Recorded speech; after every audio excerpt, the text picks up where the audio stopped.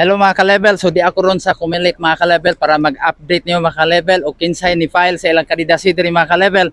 So abangiran niyo mga ka-level, ako interviewon ton si Mayor, basog mo sugot si Mayor. Thank you kayo.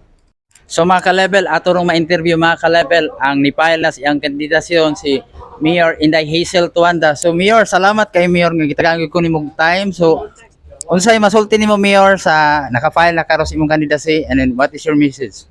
Maayong buntag sa katawhan sa Himalalo no, naka-file na ko sa ako ang candidacy for mayor, my second term, puhon.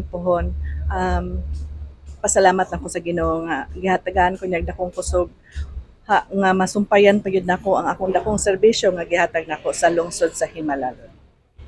Okay, thank you kayo Mayor. Ini napabakailaing idungag? Wala na hinaot masuportaan na gyapon ko sa katawhan sa lungsod sa Himalalod para akong mapadayon ang akong tanang damgo nga akong gikahatag nga ikaalagad para sa kalambuan o kahapsayan sa lungsod sa Himalalod. Okay, dahan salamat mga ka-level. So, thank you kayo sa tanang Manilantaw.